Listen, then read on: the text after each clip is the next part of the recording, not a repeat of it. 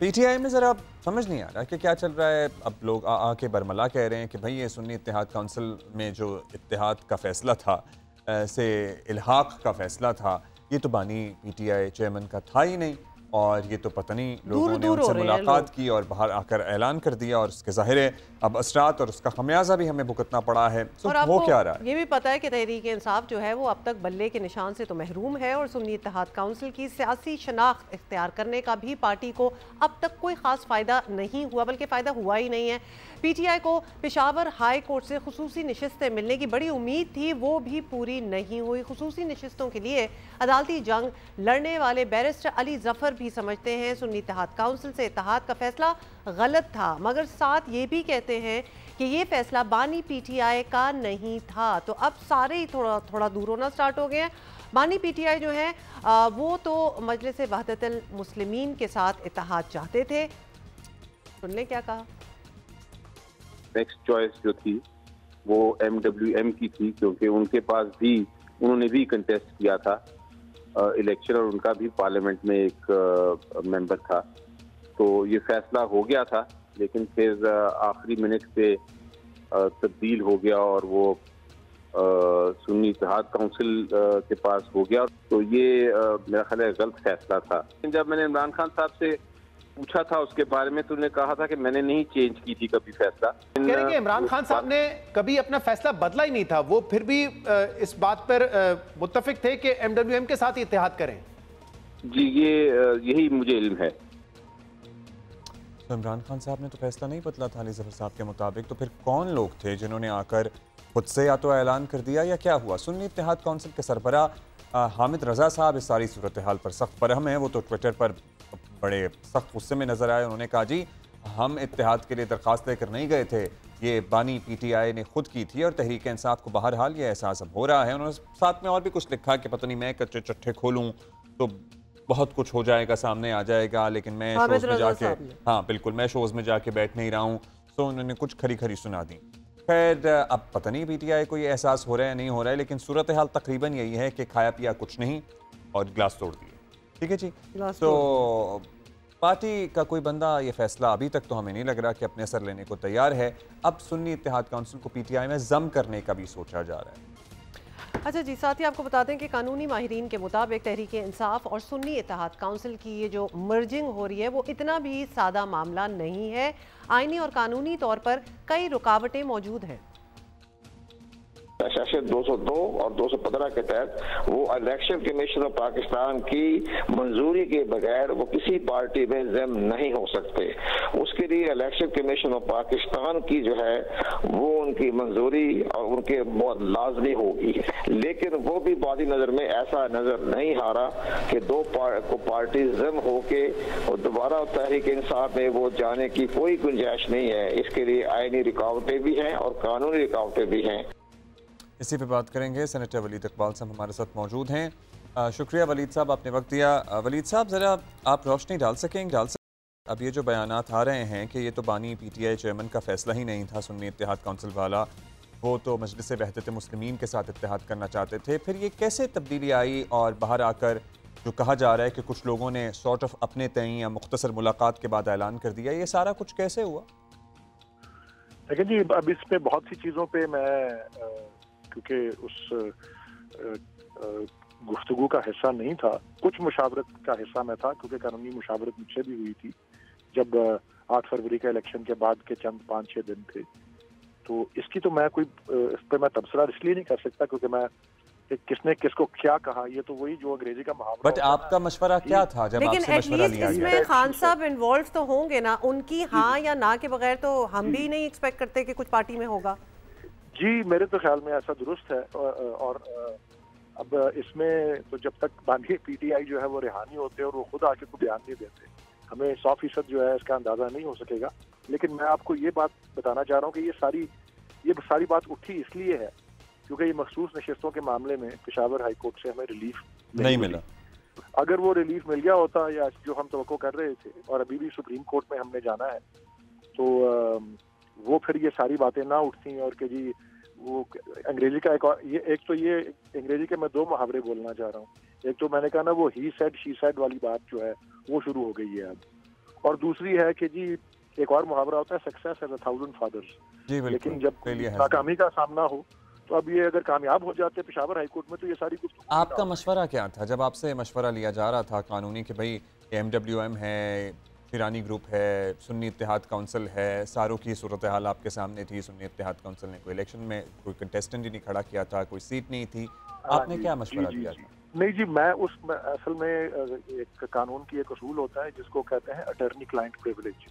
तो जो एक कानूनी माहिर या एक कानूनी मुशीर के तौर पे कोई मशवरा दिया जाए किसी क्लाइंट को जिसकी जो ये सूरत हाल यहाँ है, तो वो वकील जो है वो ये प्रोटेक्टेड होता है, मैं उसको दोहरा नहीं सकता, मेरा क्लाइंट उसको दोहरा सकता है। यानी कि पार्टी को जिसको मैंने मशवरा दिया था वो बट आप पार्टी रहनुमा भी तो है ना, उस हैसियत में हमें बता दें। जी जी जी, मैं वैसे आपको इसके अमूमी बात कर देता हूँ। ये सारा मामला जो है इसमें देखें, हम इतनी बड़ी तादाद में आज़ाद उम्मीदवार लड़े और वोटर्स ने बहुत बड़ा सरप्राइज दिया 8 फरवरी को, और यहाँ भी बड़ी बातें हो रही थी, जिस तरह फैसल वाडा कहते थे कि जी पीछे 20-25 लोग रह जाएंगे, ये सारे जो है ये दबाव या उसके नीचे लालच के नीचे जो है वो कहीं और पार्टियों में चले जाएंगे। तो इसके दो मकासद थे किसी भी पार्टी को ज्वाइन करना। एक तो ये कि वो एक डिसिप्लिन के पाबंद हो जाते हैं जब आप एक पार्टी को ज्वाइन कर लेते हैं, और आर्टिकल 63A जो फ्लोर क्रॉसिंग का होता है उसकी जद में आ जाते हैं, और दूसरा मखसूस नशिस्तें हासिल करने के लिए। तो ये दोनों तो मामले थे। तो मखसूस नशिस्तें हासिल करने के लिए ये एक चैलेंज जरूर समझा गया था कि जी किसी ऐसी पार्टी में जाएं कि जिसने कोई ना कोई नशिस्त जीती भी हो और उसके साथ साथ उसने कोई फहरिस्त भी दी हो, और ये ऐसी पार्टी में जाना जिसने फहरिस्त ना दी हो, उसमें ये यकीनन चैलेंजेस थे। हालांकि कानून में ना तो सिर्फ गुंजाइश मौजूद है, आईन और कानून में गुंजाइश मौजूद है अगर एक पार्टी ने फहरिस्त ना दी हो, और उसके प्रेसिडेंट भी मौजूद है। एक जो 2019 वाला बैप पार्टी वाला है, और उसके अलावा फिर लाहौर हाई कोर्ट का एक फैसला भी था डिवीजन बेंच का 2018। बट यहाँ पे लिस्ट भी नहीं थी, सीट और भी यहाँ कोई नहीं लिस्ट थी। भी नहीं थी, और फिर इवेंचुअली वलीद सीट भी साहब कोई ये नहीं भी थी। देखा कि फायदा जो एक्सपेक्ट किया जा रहा था मखसूस नशिस्तों वाला वो तो हुआ नहीं, और वो अभी फिलहाल तो नजर भी नहीं आ रहा वो होते हुए। अब ये बातें हो रही हैं कि सुन्नी इत्तेहाद काउंसिल को PTI में जम करने का भी सोचा जा रहा है। ये तो मतलब गले में पड़ जाने वाली बात है कि फायदा कुछ हुआ नहीं। जम करने वाली बात पे मैं बाद में आता हूँ, लेकिन ये मैं फिर भी मैं इसको पिछले वाली बात को मुकम्मल करने के लिए मैं ये आपको अर्ज करना चाह रहा हूँ कि इस बात में यकीनन चैलेंजेस थे और हैं कि फहरिस्त नहीं दी हो किसी पार्टी ने तो उस पार्टी में जाने के चैलेंजेस हैं। लेकिन मैंने आपको बताया ना कि उसकी क्योंकि गुंजाइश मौजूद थी कानून में भी और पिछली मिसालें भी मौजूद थी, इसलिए मैं उसको कानूनी और आईनी तौर पे गलत फैसला तो नहीं करूंगा। चांस ये ठीक लिया, और इसीलिए मैं तवक्को करूंगा कि हो सकता है सुप्रीम कोर्ट जो है वो पेशावर हाई कोर्ट से इत्तेफाक ना करे और ना ही इलेक्शन कमीशन से इत्तेफाक करे और हमारी पोजीशन को आप होल्ड कर दे। और उसमें जो सबसे मजबूत हमारे पास आर्गुमेंट है वो ये है कि किसी पार्टी को, ये मैं आपके इस मॉर्निंग शो में मैं मिसाल भी दे चुका हूँ, किसी पार्टी को जो जितनी उसने जनरल सीट्स जीती हों उसकी मुतनासिब जो हवाले से ज्यादा मखसूस नशिस्तें दी ही नहीं जा सकती। तो वो भी इस इलेक्शन कमीशन के फैसले का एक हिस्सा है जिससे इलेक्शन कमीशन के एक रुकन ने भी इख्तलाफ जो है वो किया था। इसलिए मैं पार्टी के फैसले के साथ खड़ा हूँ जब तक कि मुझे कोई बाहर रास्त इंफॉर्मेशन नहीं मिलती। पर पार्टी का फैसला जब होता है ना तो हमें समझ नहीं आता। शेर अब्दुल मरवत साहब कुछ और बात करते हैं, बैरिस्टर गौहर कुछ और बात करते हैं, अली जफर साहब का एक थोड़ा सा और मौक़िफ़ सामने आता है। तो आप किसके फैसले के साथ खड़े हैं? जी मैं आपको बता देता हूँ जी कि मैं इन सारों पे मैं सब हजरात का, अली जफर तो मेरे पार्लिमानी लीडर भी रहे हैं सेनेट में और बड़े भाइयों की तरह हैं, मेरे ज़ाती ताल्लुकात उनसे बहुत पुराने फैमिली के और सब सियासत से भी पहले के। लेकिन जहाँ तक पार्टी के डिसिप्लिन का और उसके मामलात का ताल्लुक है, मैं जो पार्टी के चेयरमैन हैं इस वक्त वो है बैरिस्टर गौहर, मैं उनके मौक़िफ़ की तायीद करूंगा। और मैं क्योंकि फैसला हो चुका है, वो जिस तरह कायद आज़म ने कहा था ना, you take a decision and make it right, तो अभी भी सुप्रीम कोर्ट का फोरम मौजूद है और अभी बाकी है और उसकी तरफ रुजू जो है उस पर मुकम्मल हमारा फोकस होना चाहिए, बिकॉज इससे ये जो है मामला हल हो सकता है और मखसूस नशिस्तों वाली जो रिवर्स हो सकती है जो सारी चीज़ है। और दूसरी मैं एक और बात अब कर दूँ, ये सारी बात जो है ना ये इस वक्त एकेडमिक हो गई है, इसलिए कि आइन भी ये कहता है कि एक बार आप इन पार्टी ज्वाइन कर ली है तो उसे आप बैक ट्रैक नहीं कर सकते।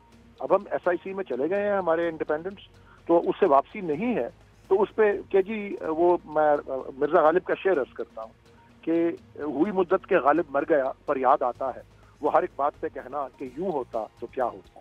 अब वो MWM की होती या शिरानी ग्रुप किया होता, वो अब सारी बायगॉन। इसलिए जो अब है फैसला उस पर कायम, एक तो डिसिप्लिन जो है वो हमारी पार्टी का 63A हमारे इंडिपेंडेंट कैंडिडेट नहीं रहे, उन पर लागू रहेगा, तो ये एक फायदा तो है ही एक पार्टी में जाने का।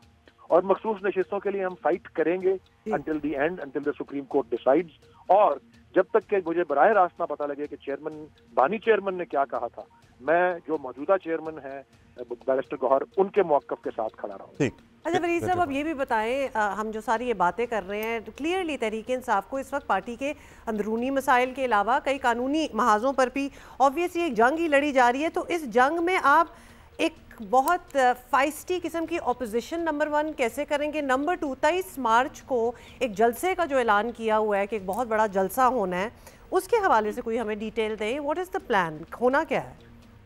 देखिए जी, ये बातें जो हैं ये कानून और आइन की और अदालतों की बातें, ये तो बड़ी एक स्ट्रक्चर्ड सी चीज़ें होती हैं जो कि कानून, आइन और वकला के फोकस का हिस्सा होती हैं। ये जो आप कह रहे हैं कि एक फाइस्टी ऑपोजिशन और ये जलसे जुलूस करना, यस, ये भी एक लिहाज से स्ट्रक्चर्ड होती भी हैं, लेकिन इसमें जो है वो जोशो जज्बा और एक ट्रैक रिकॉर्ड और वो सारी चीज़ें हैं।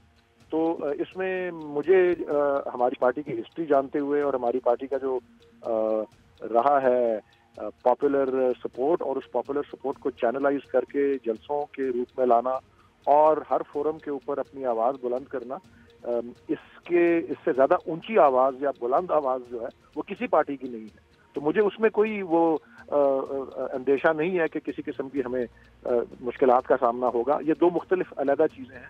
वकला जो हैं वो कानून आइन की बातें करेंगे जहाँ करनी है, और हमारे जो पॉलिटिकल एक्टिविस्ट्स हैं और जो हमारे मेंबरान पार्लियामेंट हैं वो अपना हर फोरम पे जो हम अपनी आवाज़ बुलंद करना चाहते हैं करेंगे। यस, मैं ये इसको तस्लीम करता हूँ इस बात को कि क्योंकि हमारे बानी चेयरमैन इस वक्त कैद में हैं, तो एक फादर फिगर और एक जो उसको सब मामलात को इकट्ठा रखने वाला और इंतशार से बचाने वाला शख्स जो है वो इस वक्त उसका साया हमारे सर पे मौजूद नहीं है एज ए फ्री मैन।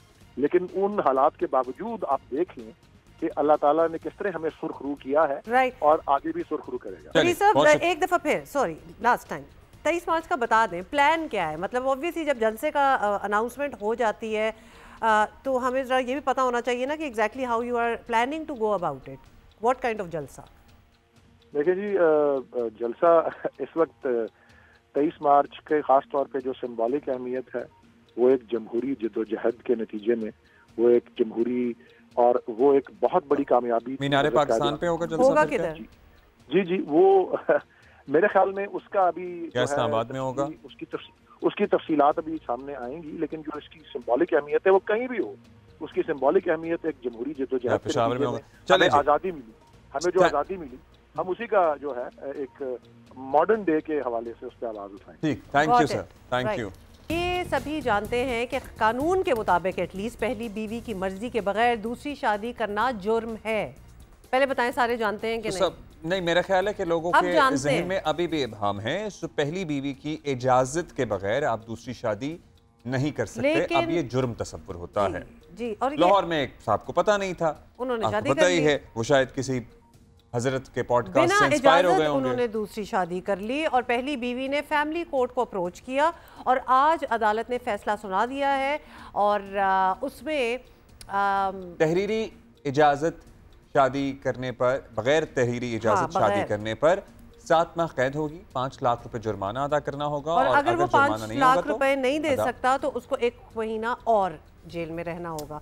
ये बड़ी सीरियस चीज़ है। Not only the verbal consultation is necessary and consultation नहीं, इजाजत इज नेसेसरी, अदरवाइज आपके पास एक तहरीरी इजाजतनामा भी होना चाहिए, क्योंकि कल को खातून आपकी जो पहली अहलियां हैं अगर अदालत चली जाएं तो फिर आपको सजा हो सकती है और आपको जुर्माना भी हो सकता है। तो it has to be a written document as well कि मैं इसको दूसरी शादी करने की इजाजत देती हूँ। तो इसमें 2 इंपॉर्टेंट चीज़ें हैं। एक तो है कि प्लीज़ इस किस्म का एडवेंचर ना करें कि बीवी से इजाज़त ना मांगे। बीवी से इजाज़त मांगना बहुत ज़रूरी है शादी का।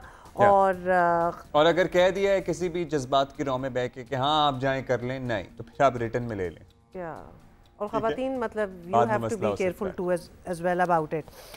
अच्छा जी, और ऑल्सो तीसरी बात ये थी कि ये जो सारी इनके इर्द गिर्द जो मजाक चल रहे होते हैं ना ऐसी बातों के इर्द गिर्द, तो उनको भी अब ख़त्म कर दें, बिकॉज सीधा फिर जेल ही जाएंगे अगर ऐसा किया। और तो चौथी बात ये कि भाई एक ही ठीक है।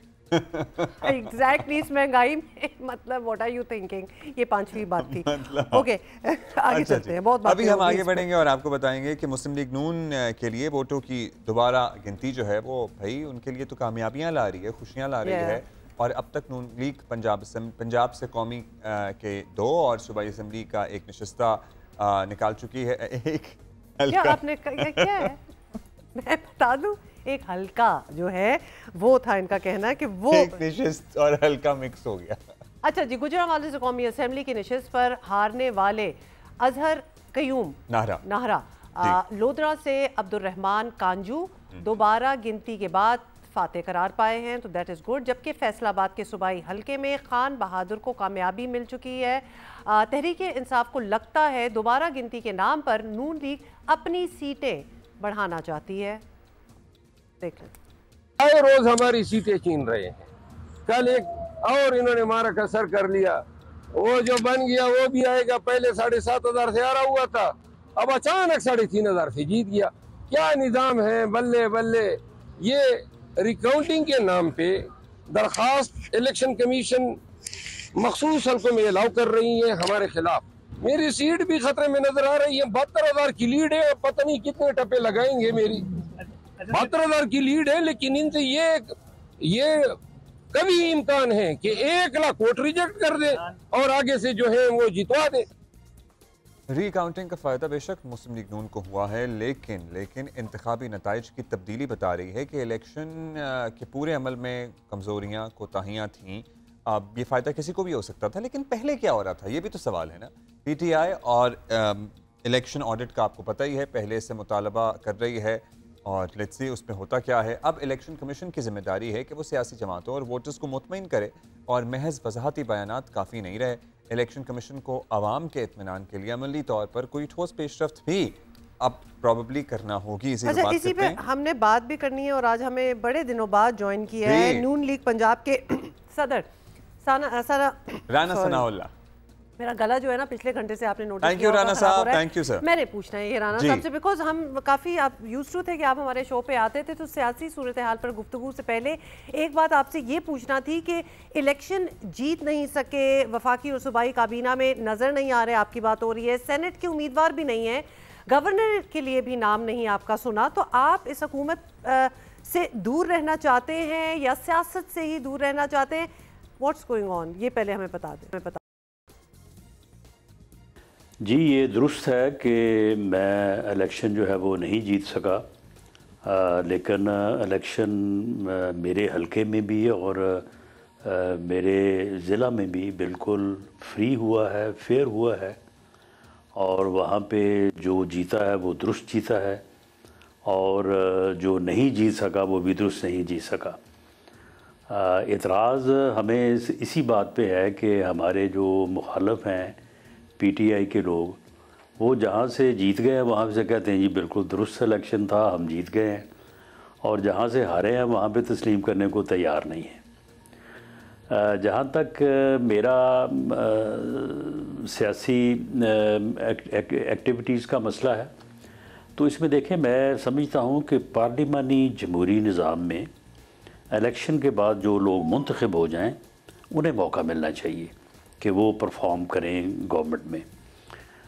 बाकी लोग जो हैं, जिस तरह से मेरे पास प्रेसिडेंट PMLN पंजाब का ओहदा है, और बाकी लोगों को जो है वो पार्टी में काम करना चाहिए, पार्टी की बेहतरी के लिए, पार्टी की मजबूती के लिए जो है वो काम करना चाहिए, और वो इंशाअल्लाह ताला वो काम जारी है और आइंदा भी जो है वो करेंगे इंशाअल्लाह। चलिए, असूली बात तो यही है, और आप कह रहे हैं जो जीत के आए हुकूमत साजी में उन्हीं का किरदार होना चाहिए, अदरवाइज़ अब अपनी सियासी जिम्मेदारियाँ निभाते रहेंगे। अब ज़रा PTI के इल्ज़ामात की बात कर लेते हैं। राना साहब वो कहते हैं कि रिकाउंटिंग के ज़रिए मुस्लिम लीग नून को सीटें दिलवाई जा रही हैं। अब ये भी हमारे सामने है कि नताइज तो चेंज हो रहे हैं ना बाद में, कुछ में आपको फ़ायदा भी हुआ है, इससे मजमूई अमल पर सवाल उठता है।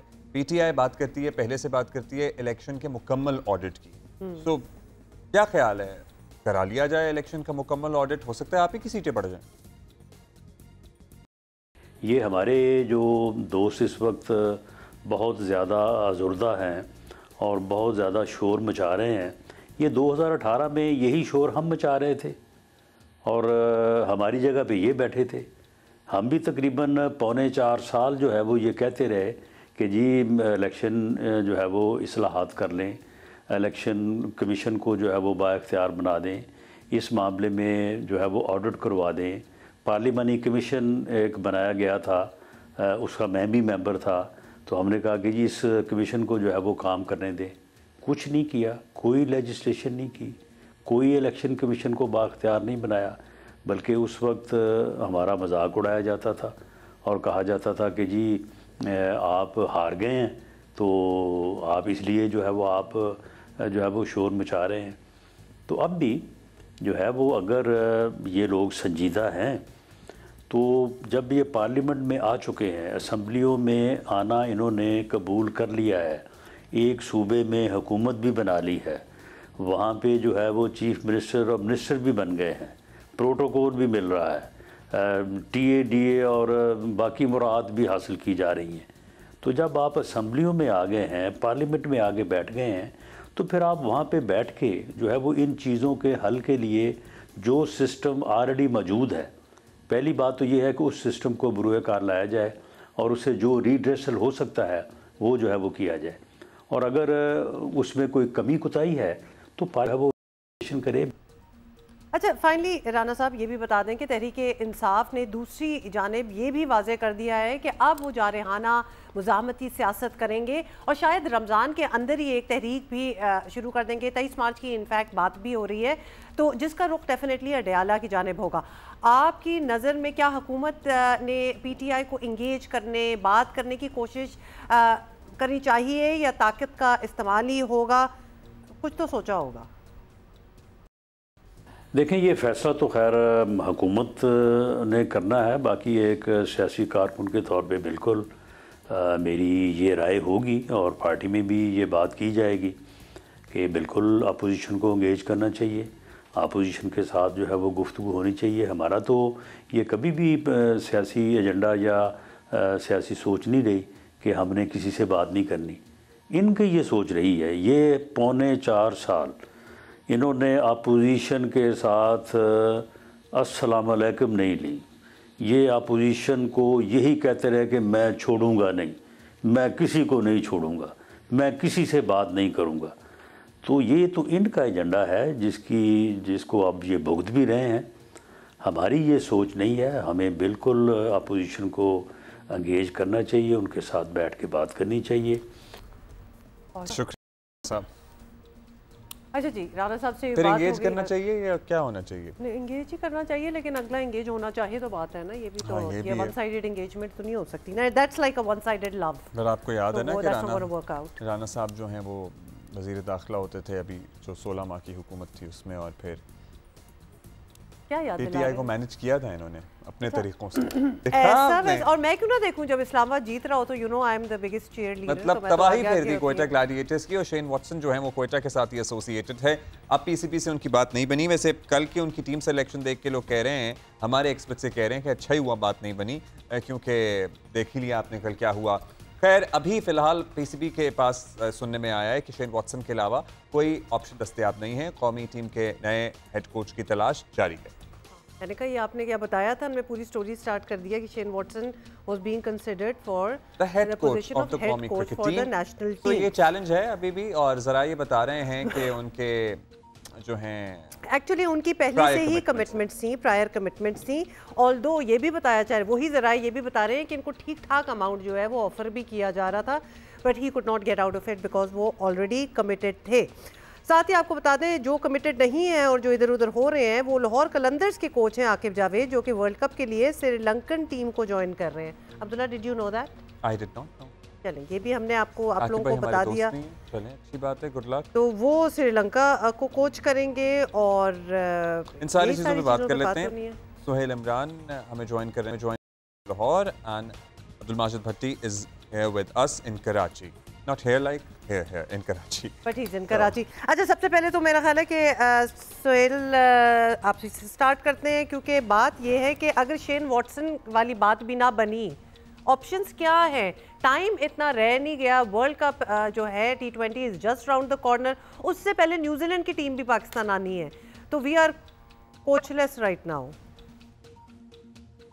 जी डेफिनेटली हुमायूं, जो आपने पॉइंट रेज किया, मेन पॉइंट ही वही है कि टाइम बहुत कम है, क्योंकि जून के महीने में आपने वर्ल्ड कप खेलना है पाकिस्तान ने, और जाना है अमेरिका और वेस्ट इंडीज में मैचेस होने हैं, उससे पहले इंग्लैंड और आयरलैंड के खिलाफ सीरीज है, उससे पहले आइंदा माह पे आपने न्यूजीलैंड के खिलाफ खेलना है। वक्त बहुत कम है। पाकिस्तान क्रिकेट बोर्ड ने एक कोशिश की थी कि शेन वाटसन जो कि यहाँ पर मौजूद थे, उन्होंने अपना कल्चर भी यहाँ पर देख लिया, एज ए प्लेयर भी वो खेलते रहे थे, और कोशिश की थी पाकिस्तान क्रिकेट बोर्ड ने उनके साथ बातचीत जो है वो आगे बढ़े, लेकिन वो बातचीत आगे नहीं बढ़ सकी है। और उसकी वजह सिर्फ और सिर्फ ये, बाकी जितनी भी चीजें हैं कि स्पेकुलेट की जा रही हैं कि जी उन्होंने $20 लाख जो था वो सालाना वायदा था, 4.5-5-6 करोड़ रुपया बनेगा, इतना तो दुनिया के कामयाब तरीन जो कोचेस इस वक्त बड़ी से बड़ी टीमों के साथ हैं वो भी इतना मुआवजा नहीं लेते, और एक पाकिस्तान टीम और पाकिस्तान क्रिकेट बोर्ड इतना मुआवजा किसी सूरत में उनको नहीं, ये उसके नियर अबाउट भी नहीं था जो उनको ऑफर की गई थी। अभी ऑफर लेटर भी नहीं है, कुछ ऑफर हुआ ही नहीं है टेबल पे दोनों की तरफ से। कोई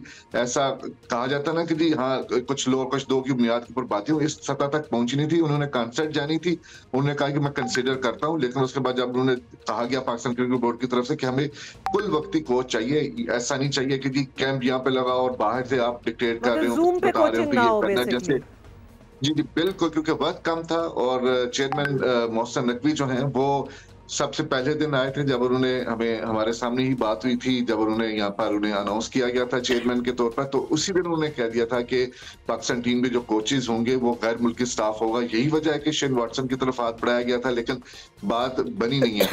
अब भी जो हमें पता चला है कि एक मीटिंग होगी right after the PSL final, तमाम स्टेक होल्डर्स को उसमें बुलाया जाएगा। उसमें एक दफा फिर जो बाकायदा तौर पर मैं आपको बता रहा हूँ कि वो कंसीडर होगा कि आइंदा का लाहे अमल जो है वो क्या करना है। कप्तानी के हवाले से, कोच के हवाले से अभी भी पाकिस्तान क्रिकेट बोर्ड की, खास तौर पर मोहसिन नकवी की ये ख्वाहिश भी है, कोशिश भी है, उनका टारगेट भी यही है कि किसी भी तरह, अगर वक्त कम है, क्योंकि अगर आपने मुस्तकिल कोच लाना है लंबे अरसे के लिए तो उसके लिए आपको इश्तिहार देना है, लेकिन ये भी कंसिडर किया जा रहा है कि पहले कंसल्टेंट के तौर पर अगर कोई अवेलेबल है तो उसके साथ कंसल्टेंट के तौर पर रब्ता किया जाए। न्यूजीलैंड की सीरीज शुरू गई, उसी दौरान जो प्रोसेस है एक उनके साथ लंबा मुआहदा करने के लिए वो भी साथ साथ चलता है। अभी भी कोशिश यही है, एक टेस्ट रन भी हो जाता है ना, कोई गैर मुल्की। जी उन्होंने पहली दफा ही बरमला मीडिया पे आके कह दिया था कि गैर मुल्की कोची हो। भट्टी साहब आपके जराए भी कुछ बता रहे हैं कि कौन, अब शेन वाटसन तो नहीं है लेकिन और क्या ऑप्शंस हो सकती हैं हमारे पास? देखिए अब्दुल्ला, चेयरमैन मोहसिन नकवी साहब जो हैं वो आपको पता है कि इंटीरियर मिनिस्टर भी हैं।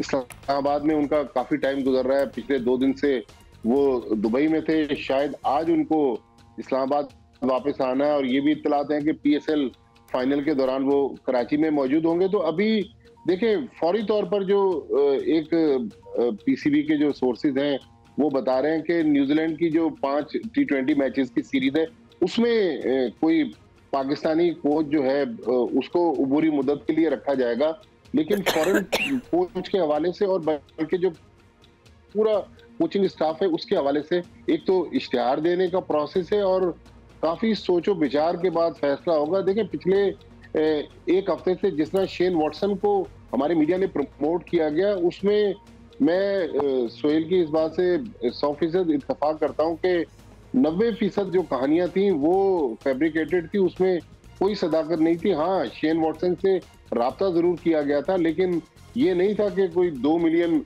जो हैं साल के उनको दिए जा रहे थे। पहुंची नहीं थी। वैसे शेन वाटसन ने क्वेटा की कोचिंग और उसके जो मतलब क्वेटा चले यहाँ तक पहुंची है, not taking anything away, but कुछ क्वेश्चन मार्क्स वहां भी हैं।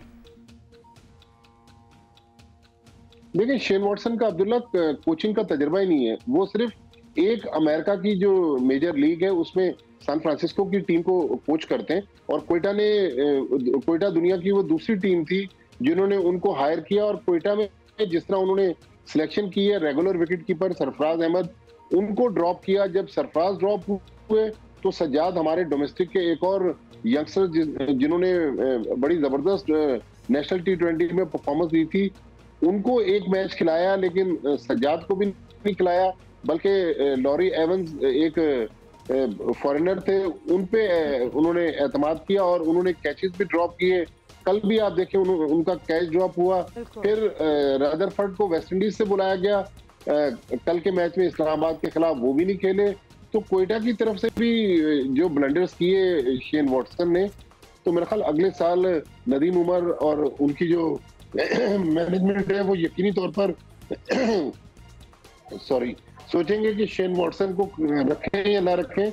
लेकिन फौरी तौर पर जहां तक पाकिस्तान की बात है, तो पाकिस्तान जो है वो पाकिस्तानी कोचेस पर कंसीडर कर रहा है। और आप देखें कि हमारे पास अपने अच्छे कोचेस हैं। अभी आपने इंट्रो में बताया कि आकिब जावेद को श्रीलंका ने ले लिया, तो मुझे समझ में नहीं आ रहा कि हम हर बार फॉरेन कोच हम वैसे कोई कॉम्बिनेशन वैसे मतलब हम ले सकते थे, लेकिन अच्छा कॉम्बिनेशन भी बना सकते हैं। अब ये भी बता दें कि इंटरिम बेसिस के लिए अगर हमें फॉरेन कोच ही चाहिए, वो तो अभी खैर कोई नाम और नहीं है, लेकिन फिलहाल तो कोई कोच तो चाहिए। तो क्या नाम, कोई नाम फ्लोट हो रहे हैं? और ये अखबार में इश्तिहार देने वाली बात अभी कोई हुई थी कोच के लिए? मतलब ये एक्सरसाइज की क्या जरूरत पड़ती है, जबकि कोई ऐसी अनहोनी नाम तो सामने नहीं आ जाना ना, जो कंटेंडर्स हैं वो सामने ही हैं, उन्हीं में से चूज करें। देखें, जो इस वक्त पीसीबी के पास अवेलेबल अपने कोचेज हैं, उनमें मोहम्मद यूसुफ पाकिस्तान अंडर-19 के हेड कोच थे। मुझे तो यही लग रहा है कि मोहम्मद यूसुफ को 5 T20 मैचेस के लिए सोहेल इमरान भाई, आपको भी क्या यही लग रहा है?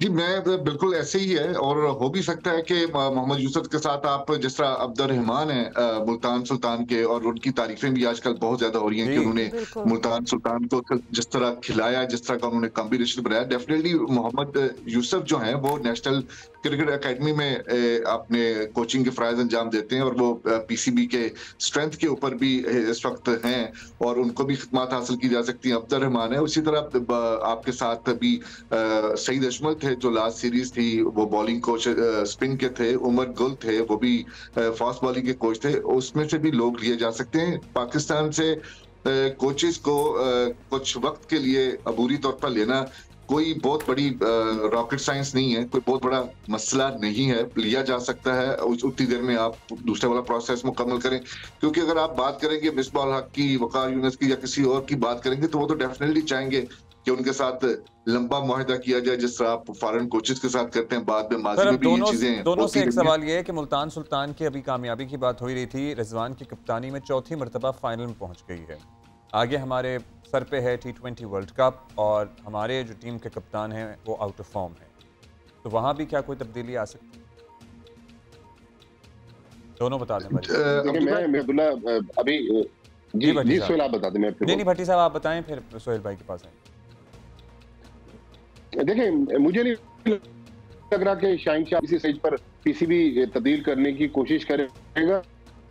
पाकिस्तान मसला है कि अगर दरमियान में आप कप्तान को हटा दें, फिर ऐसा ना हो कि टीम में ग्रुपिंग हो जाए और टीम का शिराजा बिखर जाए। तो इस चीज को भी जहन में रखना होगा। तो शाहीन अफरीदी को तो वर्ल्ड कप तक अनाउंस किया हुआ है, तो मुझे नहीं लग रहा कि इस स्टेज पे शाहीन को चाहिए आएगा। और शाहीन और रिजवान की जितनी अच्छी दोस्ती है, हाँ आप रिजवान को वाइस कप्तान बना दें, ताकि दोनों की केमिस्ट्री भी काफी मिलती जुलती है। अब्दुल्ला बड़ी बिल्कुल दुरुस्त कहा है माजिद भाई ने, और क्योंकि बड़ा ट्रिकी सा मामला हो जाएगा। अभी उन्होंने एक सीरीज खेल ली है 5 मैचेस से उसके, और उसके बाद बदकिस्मती रही है कि लाहौर कलंदर की वो कप्तानी कर रहे थे, वो इस सीजन में बिल्कुल भी अच्छा परफॉर्म नहीं कर सकी थी।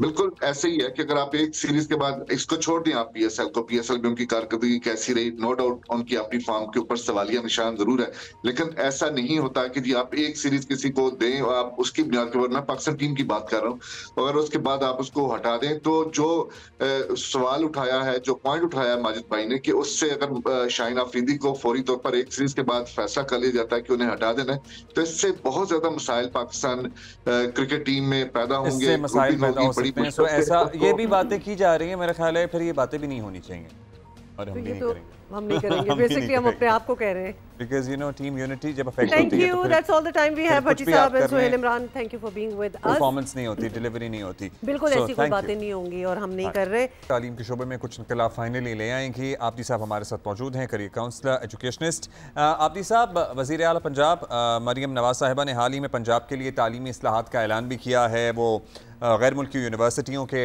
नॉलेज विलेज कैंपस और गैर मुल्की ट्रेनर्स लाने में भी दिलचस्पी रखती हैं। क्या सजेशंस हैं आपकी तरफ से इस सिलसिले में? आपको क्या लगता है क्या हो सकता है, क्या होना चाहिए? पंजाब चूँकि सबसे बड़ा सूबा है और मैं समझता हूँ कि मरियम नवाज साहिबा ने सीएम होने के बाद जो एजुकेशन के लिए इनिशिएटिव्स की बात की है, कई पहलुओं से इसमें जो सबसे इम्पोर्टेंट उन्होंने बात की है वो इंटरनेशनल यूनिवर्सिटीज़, फॉरेन कैंपसेस की बात की है पाकिस्तान में लाने के लिए, नॉलेज विलेज के हवाले से जो कि पहले से मौजूद है, और फिर उसके साथ साथ उन्होंने टेक्निकल और वोकेशनल एजुकेशन की बात की है। ये एक बहुत बड़ा एरिया है जिसमें बहुत काम हो सकता है। इस वक्त पाकिस्तान एक पोटेंशियल कंट्री समझा जाता है, यहाँ से एक बड़ी तादाद बाहर बैरून मुल्क पढ़ने जाती है। मैं समझता हूँ पाकिस्तान में बैरून मुल्क यूनिवर्सिटियों का क़याम या कोलैबोरेटिव अरेंजमेंट्स जिसे हम ट्रांसनेशनल एजुकेशन कहते हैं, उसको लाने के बड़े फ़ायदे हो सकते हैं, लेकिन इसके लिए काफ़ी आपको इक़दामात करने पड़ेंगे और इन चीज़ों को अट्रैक्ट करने के लिए कुछ प्रोसीजर्स और कुछ सेटअप्स बनाने पड़ेंगे। इस पर बड़ी बात हो। तफसील तो ज़रूर चाहिए, ज़ाहिर एक डिटेल प्लान भी चाहिए। आई एम श्योर कुछ काम भी हो रहा होगा। Let's see. बहुत शुक्रिया। Sorry again coming back to Ramzan और इफ्तारी। अब हमने आपको चॉइसेस तो बहुत सी दे दी हैं, लेकिन रमज़ान में बाज़ मकामात पर इफ्तारी का एक कुछ और ही मज़ा होता है।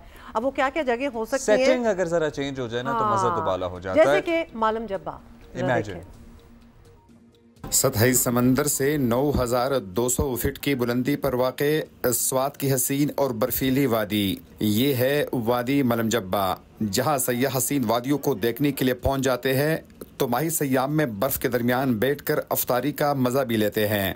माही फरवरी में इस साल स्वात के बाला इलाकों में मामूल से ज्यादा बर्फबारी रिकॉर्ड की गई है, जिसके बाइस बाला इलाकों में अब भी रात का दर्जा हरारत नुक्ता इंजुमात से नीचे चला जाता है। तमाम इस मौसम में भी सयाह अफ्तारी का मजा लेने के लिए इन ठंडे इलाकों का रुख करते हैं। सबसे ज्यादा जो मुझे अच्छी बात यहाँ की लगी है, इस तरह के माहौल में बैठ के और साथ में इस तरह के नज़ारे हैं। सनसेट आपको देखने को मिल रहा है बर्फ़ में अफ्तारी, रोज़ा अफ्तार करते हुए बहुत ज़्यादा मैंने एंजॉय की। सफ़र की सारी थकावट मिट गई ये खूबसूरत पहाड़ और ये बर्फ़ देख के, और बहुत ही मज़ा आया। और मैं सबको कहना चाहूँगी कि ज़रूर विज़िट करें। मौसम बहुत खूबसूरत है, इस टाइम बर्फ़ भी काफ़ी अच्छी पड़ी हुई है, आगे जाके पिघलेगी बर्फ़, तो यही टाइम है विज़िट करने का। माहिरीन तिब का कहना है कि रोज़ा इबादत भी है और इंसानी सेहत पर इसके मस्बत असरात भी मुरतब होते हैं। कैमरामैन मोहम्मद जुबैर खान के साथ महबूब अली, ज्यू news, Malam Jabba. Thank you महबूब अली, बहुत शुक्रिया। बड़ी खूबसूरत जगह थी। और अब्दुल्ला का कहना है कि आप इधर गए हुए हैं और आपने खाना भी यहाँ का खाया हुआ है। बहुत अच्छा खाना है। अच्छा जी, that is it, we gonna see you tomorrow and we will. कल संडे है, बट टीवी है।